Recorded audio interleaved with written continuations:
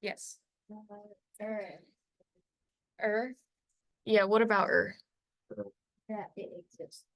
It existed, yes. So, what is Why is that important? It is a city. It's a city, yeah. There were a lot of cities back then, but what was special about this city? Abraham. Abraham was there. Did he stay there? So hard. City worships the moon. This city worships the moon. Yeah, it was a pagan city. It was a what else? It was also a very wealthy city, right? So we can go back to where the slides were showing. 3 weeks. See, a partially restored house. It was made of mud brick, and then they had several stories. Like some of you live in 2-story houses, not including the basement, right? So it was a pretty wealthy city, and you see all this mud brick, and this is the temple where, like what Shelia said earlier, they sort of worship the moon or worship pagan gods, and so Abraham, he lived in Ur, and then after that he moved, right? He moved from there to, where did he go? Canaan. He went to Canaan, yes, correct. And that- why did he go to Canaan? God told him. Yeah, God told him to leave his country, his kindred, and his father's house, right? So that's basically another way of saying, basically just his family and everything that he knew, to travel to the land that God promised him.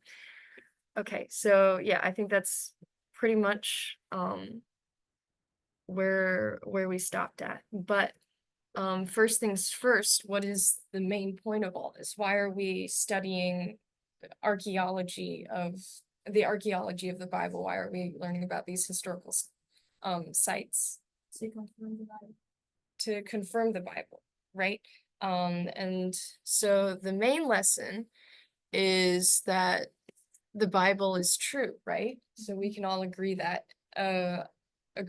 with that statement. But there are 3 reasons as to why the Bible is true. So can someone read the first point? Joseph. Celia, you like? Nature confirms the existence of a supernatural appointment creator. Yeah, omnipotent creator. Yeah, those are big words. Yeah, so nature, you can see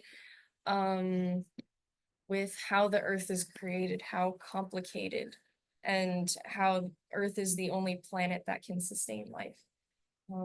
And you can see that obviously there's no way we came here by accident. There's no way we came here by monkeys. It's like there's such a large difference between us and monkeys. There's absolutely no way we could have come from them.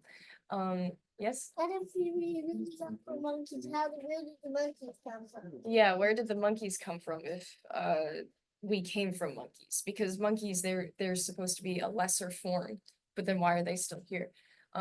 Yeah, so can anyone else read the second point? Ethan, do you want to read the second point? Whoever built it smelled it. What? Go ahead, Ethan. History and archaeology proves that the Bible is accurate. Yes, so this is the main thing that we're focusing on in this lesson, this series, history and archaeology, and seeing historical sites like what Joseph said, or was an actual place, and we have archaeological evidence that it existed. Okay, and then the third point, can someone else read the third point? I'll read it. Many of the prophecies recorded in the Bible are fulfilled later. Much mean- later. Yeah, much later. Proving that the Bible is God's revelation. Yes, so that's something to be discussed for another time. Okay, so yeah, and then now we're going to learn about Jericho. So can anyone tell me what happened between Abraham and who's the person who conquered Jericho? Joshua. Yeah, Joshua, with the help of God. Joshua and his army, with the help of God, conquered Jericho, right? But what happened between Abraham and Joshua? A lot happened between Abraham and Joshua. So you can tell me like one or two things that happened. Joshua sacrificed the lamb on the mountain ball. That's very specific. Yeah. You suck, that's what you. Okay, but like in terms of like from Abraham to Joshua, like the time in between that, what happened to the Israelites, like Abraham was just one guy and God promised him that a whole nation would come out of him. Yeah. Moses and the Israelites out of Moses brought the Israelites out of the wilderness, correct? Right? And then what else happened between then? So what happened before Moses? Isaac. Isaac, yeah. And Joseph's kids. yeah, Joseph. Okay. So putting all of that in order, right? So we have Abraham and he has a son Isaac, and then his son is named Jacob. And then Jacob had yeah, sons. and then Like a lot of sons, and one is Joseph, and he has like Benjamin and also Reuben, and then Sides and Levi. Yeah, correct. So yeah, so Jacob has 12 sons, right? And then all of these sons, Joseph was the favorite one. And then so he got sold into slavery for Egypt, into Egypt, right? And then his entire family ended up coming to Egypt. And then that's where because Israel is now. Yeah, because he wanted, well, yeah, so why did God put Abraham in the promised land and then put Joseph in Egypt and then let the Israelites grow in Egypt and then go back to the promised land? Why is there sort of back and forth happening between?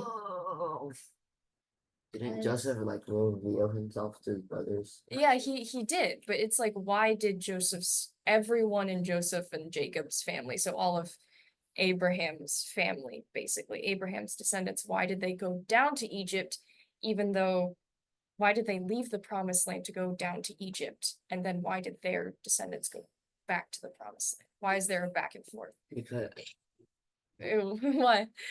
You can let Shell, yeah, go first, and then you can go. wait, if I It's like more creative, not quite. What? they ran out of like materials, I think, and then Joseph then revealed to them, or Yeah.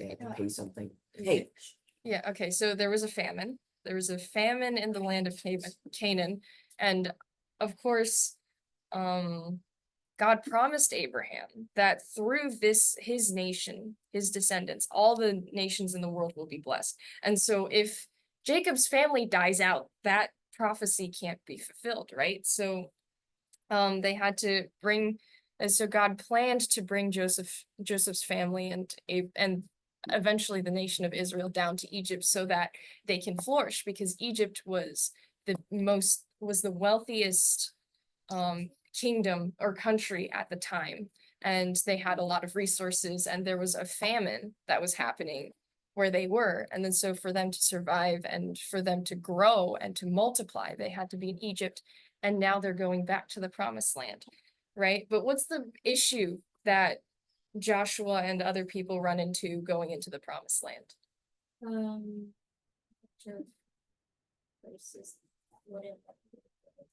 Yeah, a lot of enemies, right? And one of them is Jericho.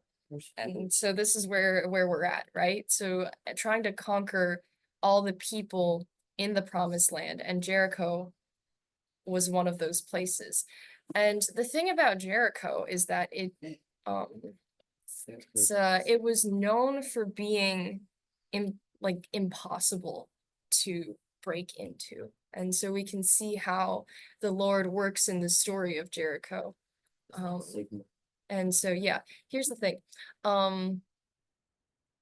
Yeah, no one ever had forgotten where Jericho was, right? So there are some historical sites and places that were mentioned that no one knows where it is. It's like Sodom and Gomorrah. I don't think anyone knows where those two places are because they were completely destroyed. But, huh?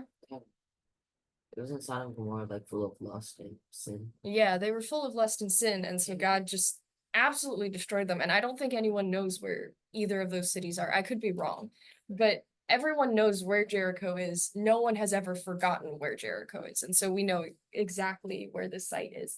Yep, Sodom and Gomorrah is probably pretty close to the promised land.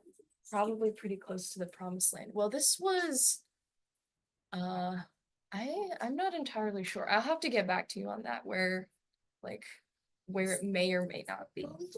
Still 3,500. It's probably pretty close to Sodom and Gomorrah. Yeah, we can search it later. But right now we're focused on Jericho.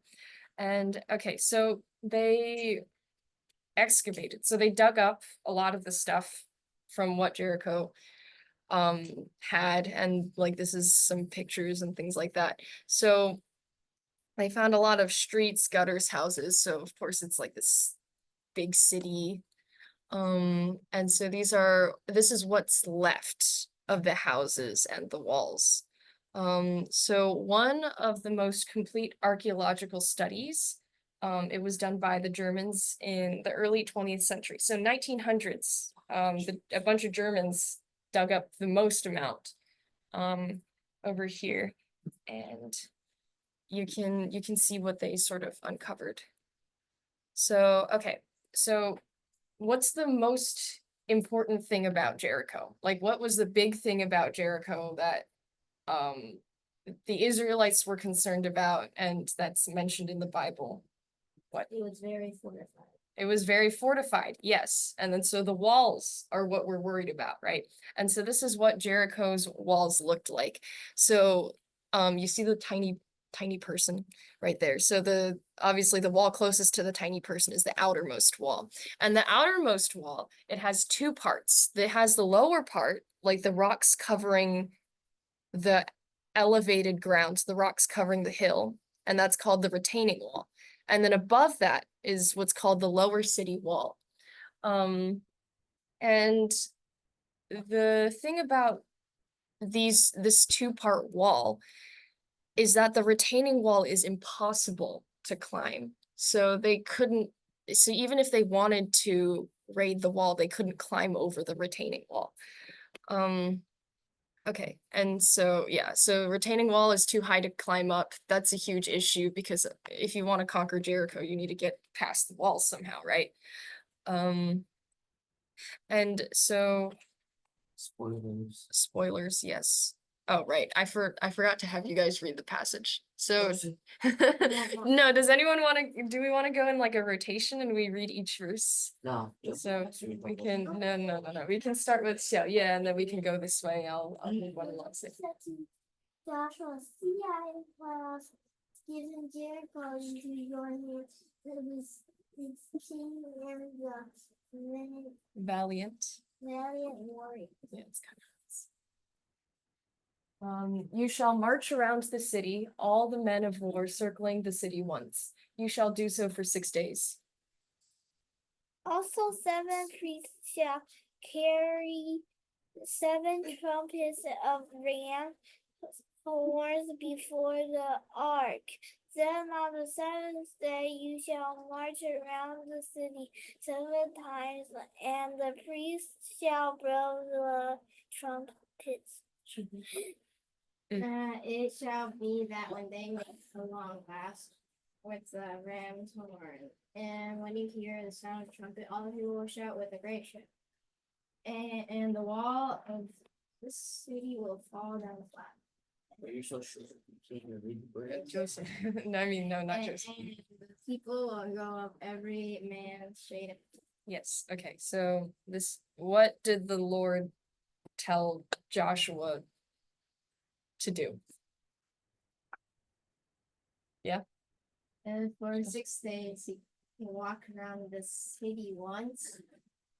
And on the 7th day, he walked around it 7 times. And priests shall blow the trumpets. Okay, so Jericho, right?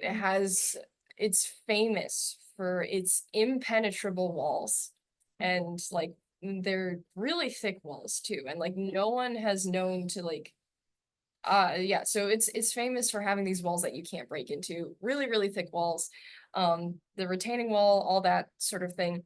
Do you think walking around the city and yelling is going to help knock down those walls at all? No.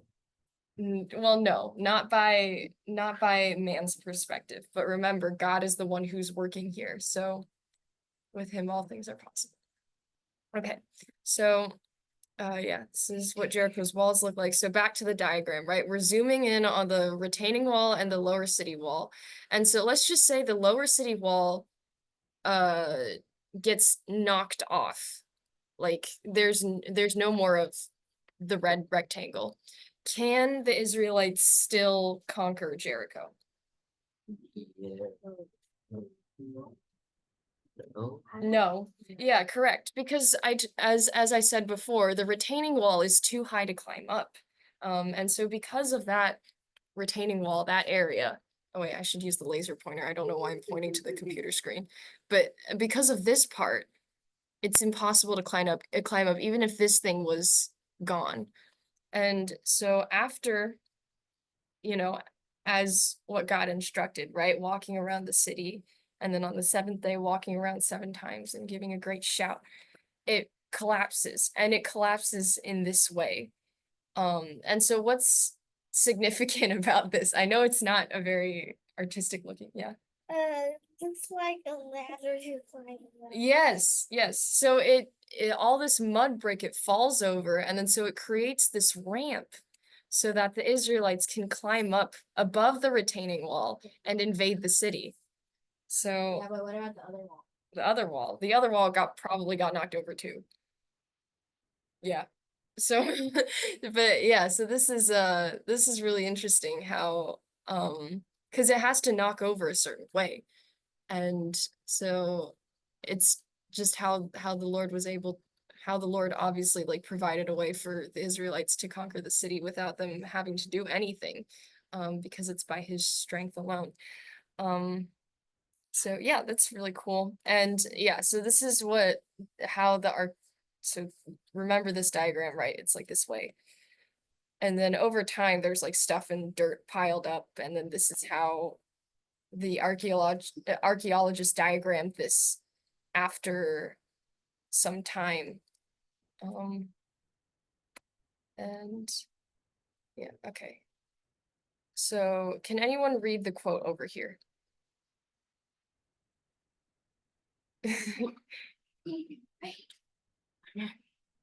You got you stupid monkey. Okay, Joseph. I mean, not Joseph. Ethan, don't say that. Okay, Ethan, do you want to read? Alright. What fallen red bits climbing nearly to the top of the river. These probably came from the wall where the summit of the main door, the brickwork above the revenant. Revetment. Okay, yeah, so revetment, does anyone know what that word is? Does anyone know what the word revet? Okay, so revetment was just a fancy word of saying the retaining wall. So basically all the fallen bricks from the lower city wall, it just piled up all the way up to this part. Okay. So yeah, it's interesting because this guy Kenyon, he's a famous archaeologist, but he's not a Christian. So he doesn't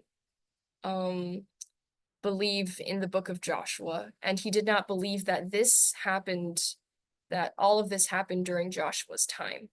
So he doesn't really believe the Bible.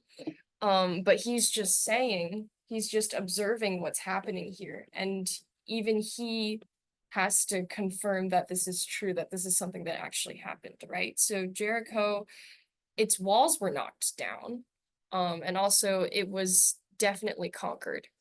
And so, yeah, the collapsed mud bricks formed a slope so that they could climb up. And yeah, here's an artistic rendition of that. So this is what the retaining wall would look like, closer to real life. And then this is the lower city wall over here. And then this is all this stuff knocked over. And this pile would allow the Israelites to go in. But they would probably, like this, all these little people here, they would probably be further away from the wall, so that they wouldn't be killed by the enemy that would shoot over the wall, and also they would not be killed by the collapsing wall.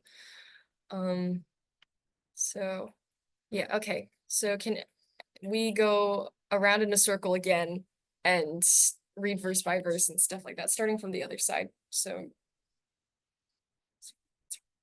City shall be under the ground, and it and all that is in it belongs to the Lord.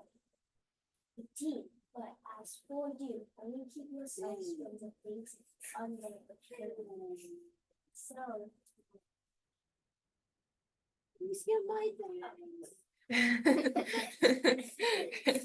But okay. as you only keep yourselves from the things under the ban, so that you do not covet them and take some of the things under the ban, and make the camp of Israel accursed and bring trouble on it. But all H.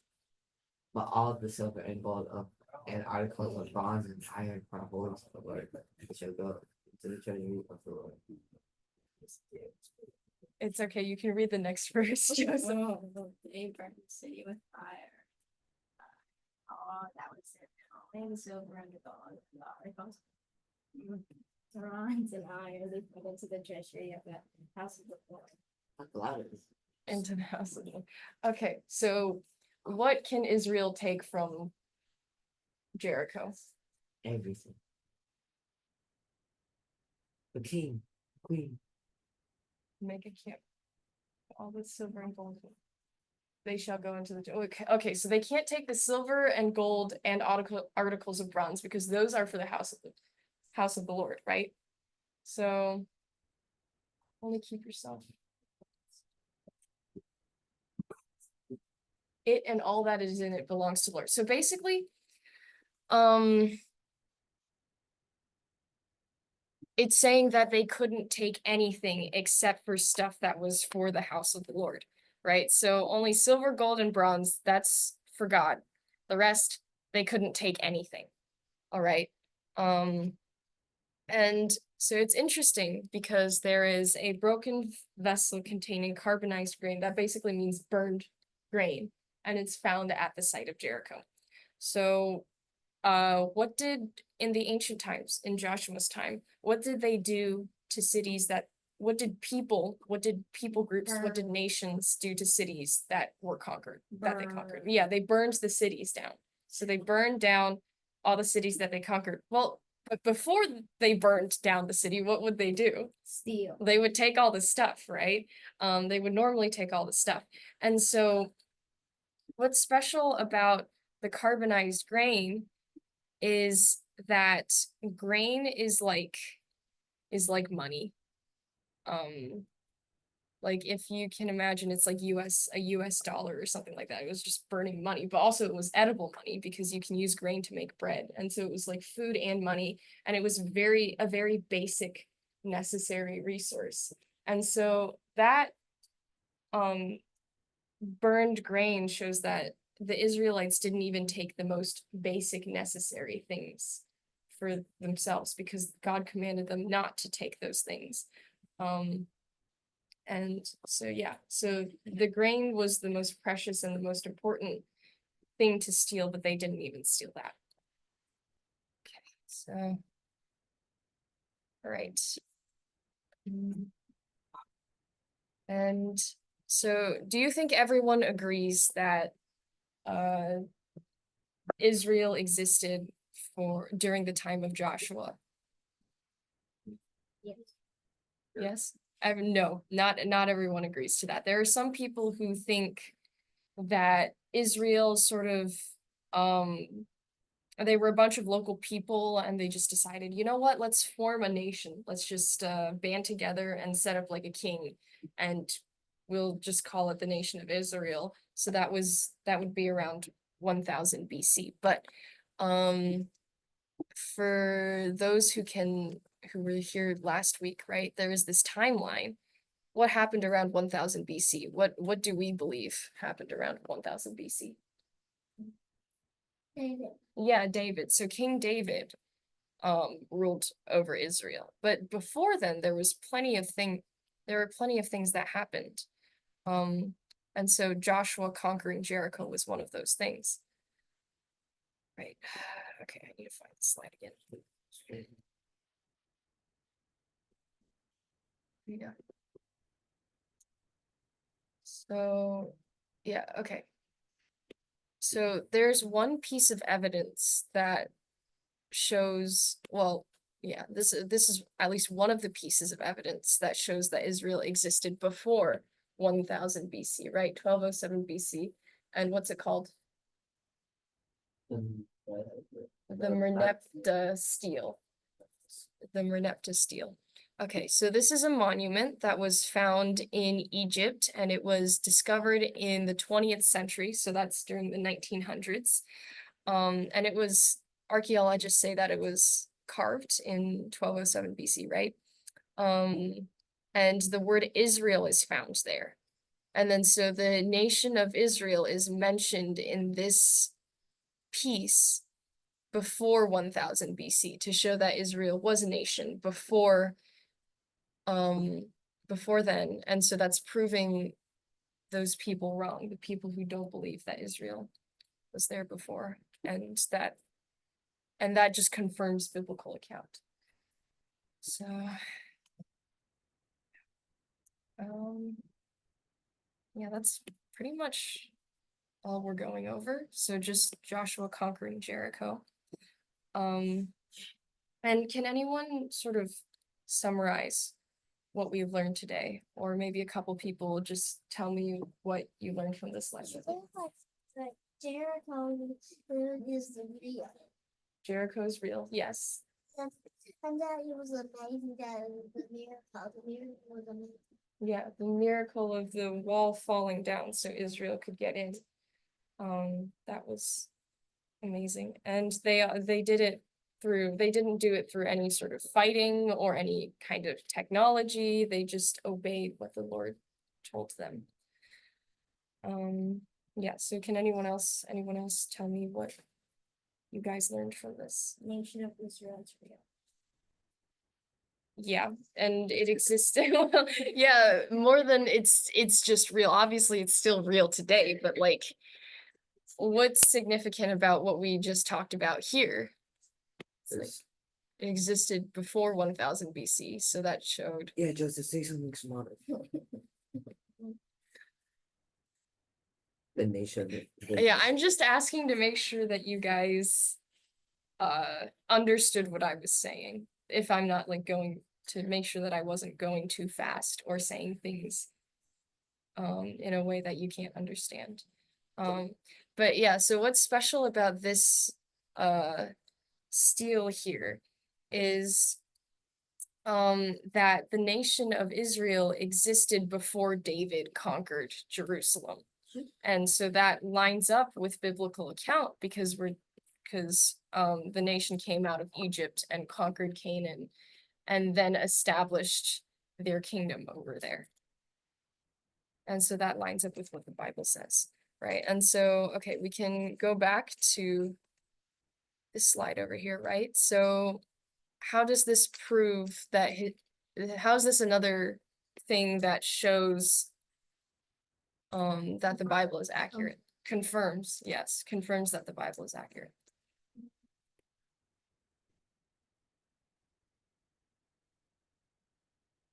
The method of the plate, steel plate. Steel plate.